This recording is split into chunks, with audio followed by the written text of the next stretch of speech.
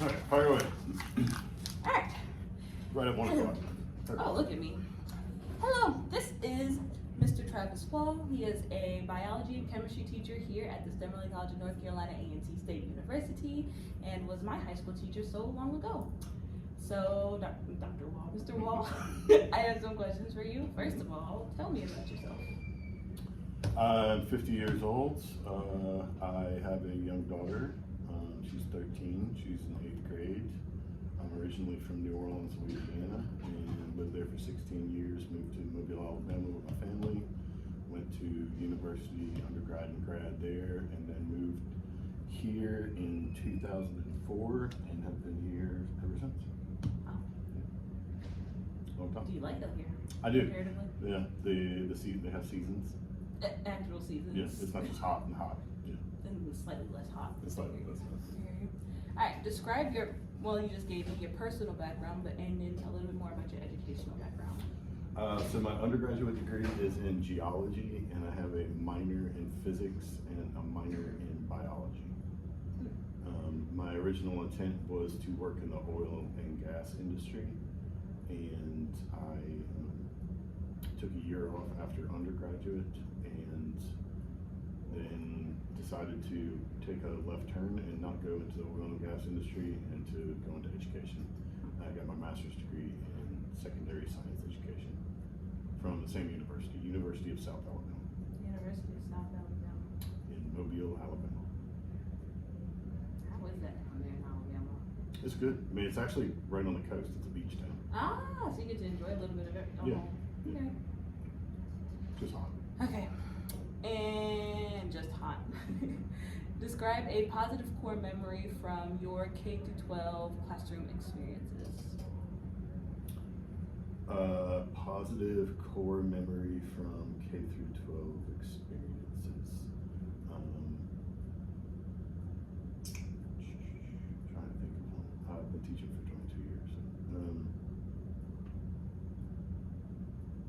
We took so I used to sponsor a club at Glenn High School in Kernersville, and the club was the outdoor club, and every year we would go skiing at Beach Mountain in north of Boone, and that was a lot of fun to watch a bunch of students who had never really been on skis fall over continuously.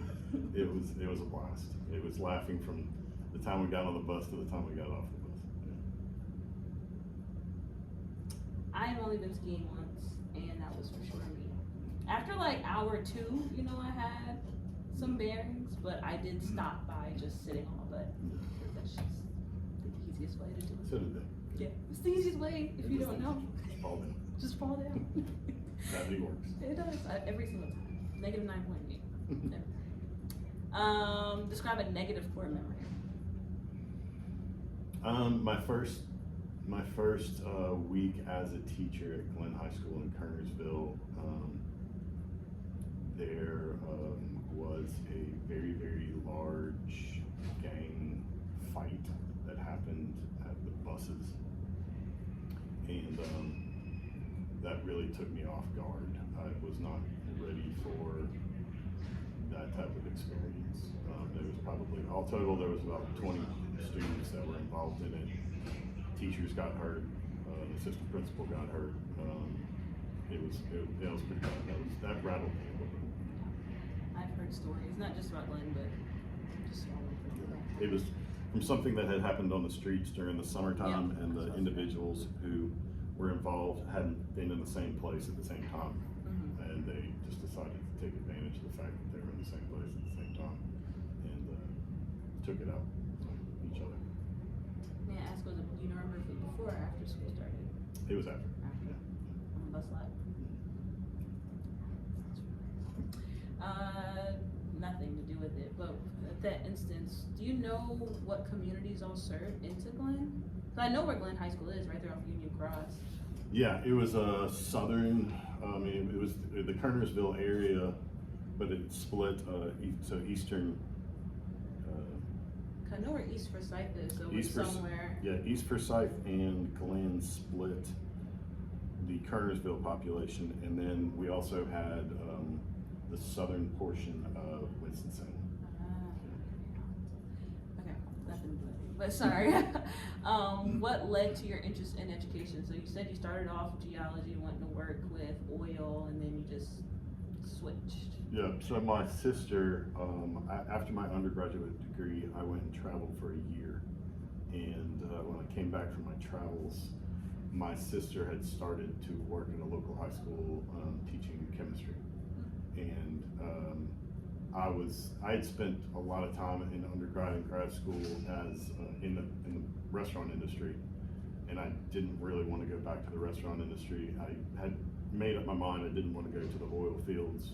I had some colleagues who did go directly out into the oil rigs, and they hated it. It was good money, but poor working conditions. So decided I was going to exit that. Really didn't know what I was going to do. My sister was teaching chemistry. I went and observed her class, and I was like, I think I can do that. So that's when I started my master's program. And I got my master's before I started teaching. Not as you should, but how come you didn't want to do it while? Or did they not allow that back then? They would have. It just made it faster. If you just went ahead and finished it. So were you still working in the restaurant while I was the kitchen manager for an Irish pub in Mobile while I was in grad school.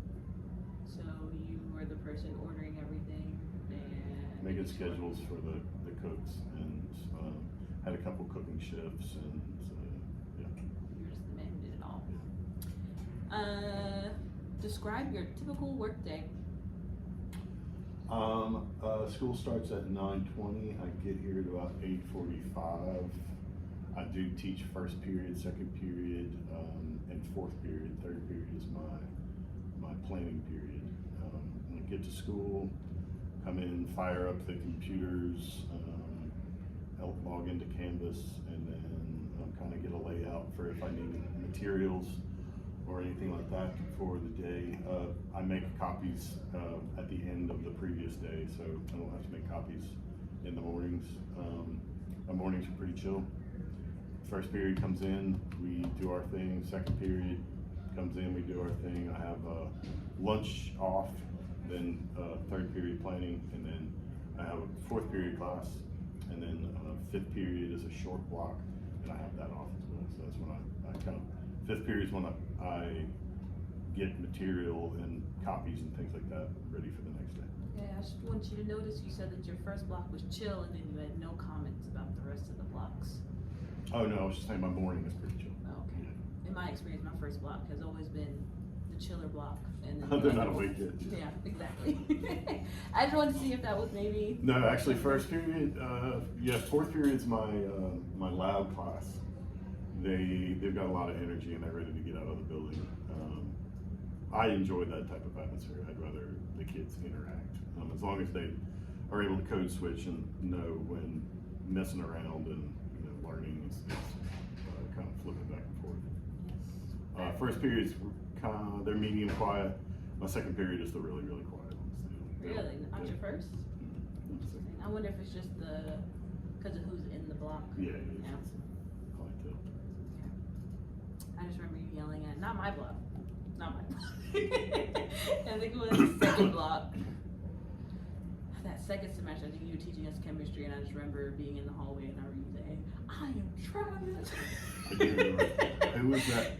Jewel, tall Jewel, brought that up to me her senior year. She's like, I will never forget it. Never forget it. Because it was loud and we were like, oh no, what did they do to him?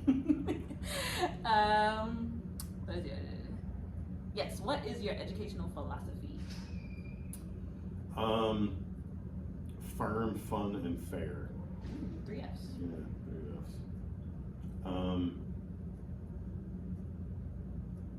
Yeah, so I'm not the type of teacher that students definitely don't see me as their friend. That's not the type of relationship that I foster. It's more of I'm the instructor. This is my domain. You follow the rules. If and as long as you're within the confines of those rules, you know, there's leeway in different avenues, but as long as you're in the confines of those rules and you're respectful, I try and make it fun, telling a lot of stories, and trying to relate the material to things that I've experienced in life, and then trying to do as many activities as possible. I will remember that about you. I think that's fair. I get bored very easy, so I'm always trying to do new things. If I do an activity for too many years in a row, I get rid of it and try to find something else. Well, something I just remember is like whenever we had independent work and we would all just be sitting here doing whatever, you would just kind of break the silence with a story of some sort, or just. Yeah, I get bored. Yeah, just fine. It sounds like you lived quite a bit of life before you started teaching, though. Yeah, I didn't start till I was about 29. That is a long time to start. Not Actually, not 28? Yeah, 28. If you're almost 50, you said 22 I know I'm years. 50. No, you are 50. You broke into it. AARP sent you the letter. Sorry. They've been sending me mail for a long time. Okay. Is your educational philosophy influenced by any educational theorist? No? Okay. Why or why not? I don't enjoy reading literature that is that is based on the theories of academia. They have podcasts. I find that a lot of the literature that I was exposed to in graduate school is uses a lot of buzzwords, and it's fluffy, and it's not really data driven. There's not numbers. This is not. It's more observational. Okay. And theoretical, and not. It's qualitative. It's not quantitative. Maybe, but like, for example, you said that in your classroom that you use a lot of activities so that you're not just sitting here lecturing us and you're changing up. Like, that is something somebody could argue is very like constructivist somewhat. So, Yeah, but you don't think about it as you being one. I don't. You just do what's best. I don't read about educational theory. But you did. I did at one point, yes, in order to satisfy the requirements of a class. Fair. That's fine. In your opinion, how do students learn in an educational setting, and why? How do they learn?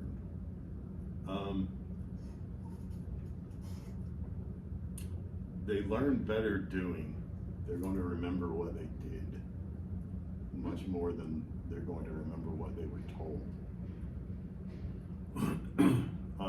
If you can incorporate multiple senses, if the child is able to hear it, see it, share it, and then do it,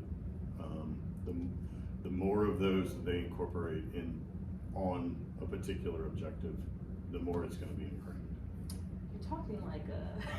You're talking like some of these theorists that I hear. I'm gonna send you some stuff. I just don't feel like reading. Okay. I'll send you something. Maybe, if I remember. I'm terrible at remembering things. Okay, but I do agree with you there. In your opinion, what is the ideal relationship between student and teacher? You said earlier. I am in ways envious of some of my colleagues who have relationships with the students where they know about, you know, the sporting events that they're participating in, and they know a lot more about their background. It's not my personality. My personality is one of consider myself more of an instructor. I think I would mimic the behaviors of a college professor more than I would of, say, an elementary school teacher. Some of my colleagues are more, you know, they favor more of the elementary school teacher. I've also heard that they're envious of the relationship that I have with the students, because when you walk in my classroom, it is orderly. There's no chaos. I don't have to redirect students. the students know this is not going to be taught. You know, that's just not what we do. You have strong classroom expectations. Yeah. But I'm not going to yell. I'm not going to. I mean, I have. I also have a deep, loud voice, so I don't have to do much in order for it to be a little scary. Yes, Yeah. that is. I don't think you ever had to yell because I was in your first one. We were very quiet in there, and then I think in the second semester I was either in your fourth block or something. I hated having your class at the end of the day. It was always hot in here. That's number one, and it's the end of the day. I have air conditioning. Now, that's not what we have. It's highfalutin. Okay. What do you feel your role is in communicating with families? I'm not as good at it as I should.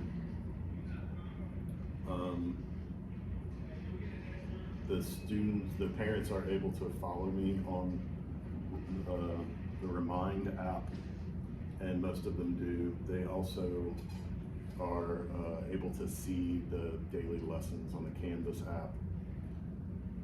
Other than, I mean, I respond to emails, but I don't give out newsletters, or if a student does fall behind and I believe that they need tutoring, or if they're having serious issues in class, then there's an email and a phone call that goes home. Yeah. But I'm not over the top when it comes to parent communication.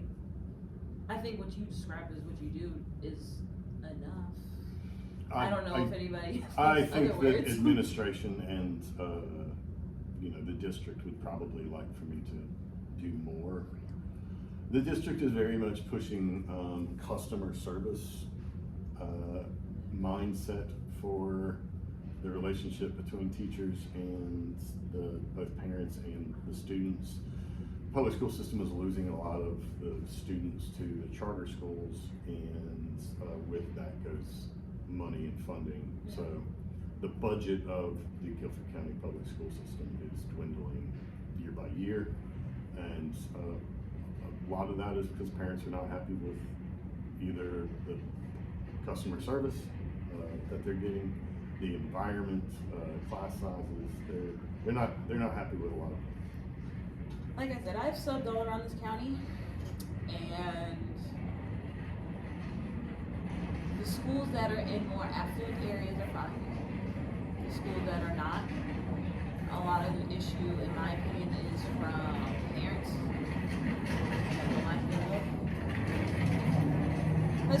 That's a deeper, longer conversation. But in my opinion, well, as a parent, I feel like what you do is more than what most teachers already do, which is keeping Canvas updated. I know that's sometimes really hard. And if you ask me, you're doing fine. How often or for what reasons do you communicate with families? You mentioned when the student is either falling behind or you have problems. Yeah, which is not. I'm in a good situation, so it's not often. You are. The students come through here. Yeah. I should know.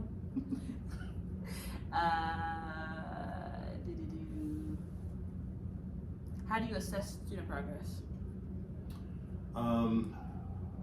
It's a pretty good balance between formative and summative. Because we do so many activities in class, I'm able to watch if they're understanding what they're doing when they're performing a task. If they're confused, I'm able to see it in real time. And then on every activity we have is going to have some type of analysis questions where they're either summarizing what it was that they did or answering questions that pertain to the assignment, and I'm able to see that. And then, of course, they have tests and quizzes. Okay, so can you give me an example of some of your, at least just one of your activities to where you'd be able to see in real time? So not long ago, we were studying the phases of the cell cycle, and there's a board game that I use where the students play the roles of different types of cells, a liver cell, a blood cell, a nerve cell, and they move their way through the cell cycle, and then they respond to different cellular stimuli. And I'm able to see if, while they're filling out the data table from participating in the game, I'm able to see if they're understanding what GO is and what G1 and S phase. I'm able to just observe. Okay. And see if there's, I have no idea Exactly. what I'm supposed to be doing here. Is this what my competency? Just listening to the interaction between them and the people who are playing the game with them. Okay. You can tell who's the leader in explaining things and who's. That's what I was just about to ask. Like, do you have student helpers in that sense? In each group, there's always going to be one person who is the more proficient and takes their. Some students will, just when they're assigned something, they take it serious, and then there's other ones who will kind of half-heartedly go through an activity with the idea of, I've got to get this done in order to go on. Well, do you assign the groups, or do you allow them to choose? Oh, I know. I give assigned seating. I was wondering. Students. Oh, so it's based off of the seating. Yeah, and I switch up if I see that students are not, and I switch up the assigned seats usually like every 2 units. If I see that people are not working together, they're butting heads, or maybe they're just relying on. If one very weak student is relying on another really strong student too heavily, I'll move them around where I can control the dynamics. How do you keep students from getting bored? I having done this for so long, there's so many activities and strategies that I have for any given assignment, that if we're in the middle of something and I realize that it's not, even if I planned for it, this was my plan for the day, there's so many things in my mental bank of ways to teach that content that I can switch on a dime and say, okay, all right, this is not working, clear your desk, we're gonna do something else. Okay, and so let's say that you see in core 1 that people are bored. Would you try again in core 2, or would you just go ahead and pivot? I would no, I'd pivot. I'd probably pivot in the middle of core 1. Core 1? Yeah. Okay. Describe a time when a lesson was not going well. Well, I guess you said that. What would you do about it? Just Pivot. flip the script. Okay. What assessment tools do you use regularly to monitor student academic progress? I guess you kind of already said that too, using the summative and formative. So the county provides content-aligned small assessments that will track the students' ability to, their comprehension of those topics, and there's learning checkpoints that we're required to give. So I get a small snapshot there of if the student is understanding the material. All of our major assessments have some portion that is multiple choice, and I use a website called ZipGrade where it has a Scantron, and I'm able to use my phone to grade the multiple choice portion, and it will provide me statistics on not just the average of the class, but I can go question by question and see which questions the majority of students had problems on, so it can guide my review. And then would you allow, like, say you have a class or you have a test that essentially everybody kind of just flunks, would you then allow some sort of test corrections, or how would you just let them have the grade? That's not a question, I'm just wondering what you would do. Yeah. I have in the past had assessments that a particular class would do really, really poorly on, and I've thrown it out. I've just completely thrown it out and said, okay, we did not comprehend this material. For some reason, you weren't on the level that I thought you were. This material's coming back. Yeah. So I'll assign more activities for them to do. While I will weave it in while we continue to move forward. Yeah. But that material will be on the next test. So they'll have a way of still being assessed on it, still proving to me that they do know the material. They're just really given more time with the material, and yeah. So, Without it still hurting them. yeah.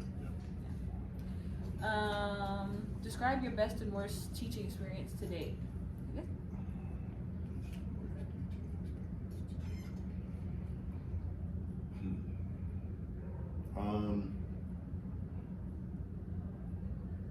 The worst was probably teaching.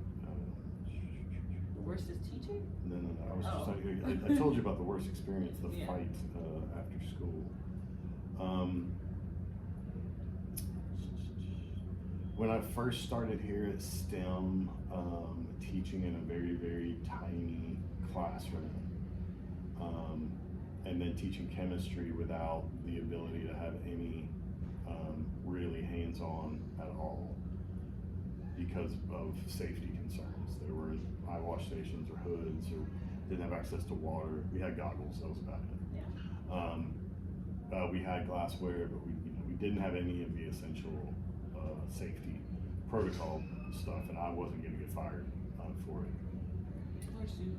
Or sued, yeah. So that was frustrating. The best teaching, I was blown away. There was a group of students, the first cohort of students, and the first year that we were open, participated in a program that exists, but it's no longer open to high school students. It was originally designed by NASA to try and get students involved in STEM related ideas and topics, and it was at the middle school level, and then they decided to open it up to high school level, and we participated in it the first year that it was open to high school students, and that was actually the last year they opened it up to high school students. I presented the idea, we created a club, and the proposal was for the students to think of a unique scientific experiment that had never been done that would give scientists more information about the effects of microgravity.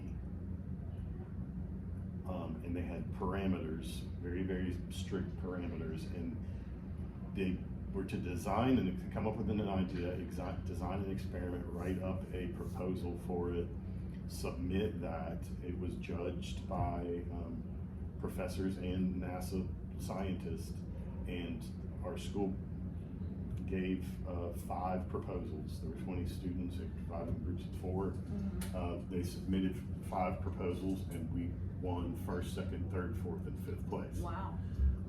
And our experiment was actually sent to the International Space Station, and they conducted our experiment on it. Is that the one when they did the plant upside down? Yeah. Right? Yeah.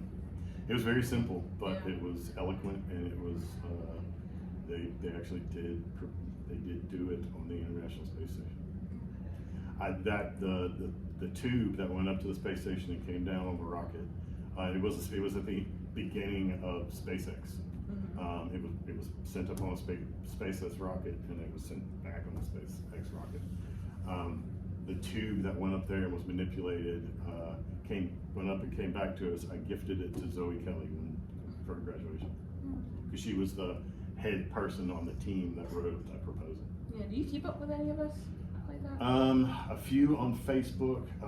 Hannah Woodburn's parents. I see her parents from time to time.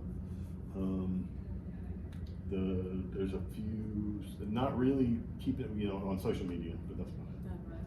I mean, I guess like you said, you always kind of was less of a friend, but still somebody still very important. Explain how you adapt a lesson for a special needs student. I guess you don't have too much of that anymore. I don't. I do have a class. Oh, it says student with disabilities or gifted and talented. So if the students are really high level, I like to ask them questions and then have them look it up and then have them tell me.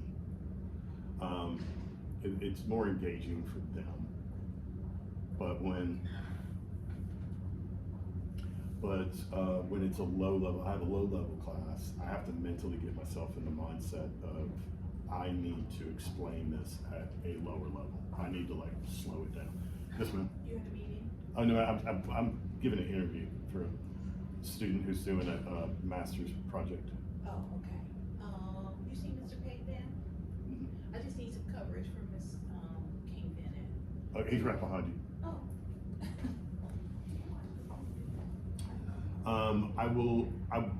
I presently have a period that I can't assume that they have the background knowledge for me to build upon and to go really, I can't go to a higher level very fast. I have to slow it down and make sure that I'm repeating words so that they get those and then they're ingrained in their vocabulary, and I'm working out problems on the board a lot slower. I'm asking them a lot more small pointed questions. You know, what is this going to be? Whereas in a higher level higher level class, I can work out the problem really, really quick and then just, you know, throw it up there, work it out, and then move on. Yeah. Okay. What do you consider your most effective teaching strategies and why?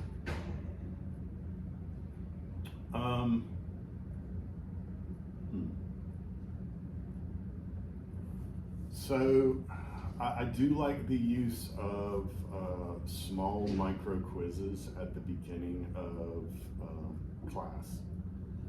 Assigning small sections of reading for the students to read that material before the content is covered in class and before we do an activity on it. They will struggle with the content, and they will hopefully dive into it a little bit deeper, knowing that they're going to be assessed on it in a micro quiz, which is, it's not really going to be incredibly detrimental to their grade, but it still incentivizes the students that are very grade driven. Yeah. Using that, it reduces the amount of lecture that I need to do. If they walk in already having been exposed to the vocabulary, I'm not having to go over things at a lower level. I can build on that, and it frees up more time to do things in the classroom instead of lecture. Okay. I do remember you doing that. I do remember hating reading that textbook also. I do. Reading a scientific text is not enjoyable, but it is talk about it anyway. it is a skill that you need to have in college. Grateful because for it. the teachers, the professors are not going to, they're not going to cover all of the material that you're going to need to know. I am grateful for it. Just saying. Yeah, it's not well. I didn't enjoy that too much. Especially the fact that you didn't really have to do that in middle school. Yeah. And then it's like you come here and, like me, I don't know if you remember Victoria Little. Yeah, we were talking about that, and cause she goes here. But yeah, she's like, the expectations of STEM is extremely high and extremely stressful, especially just.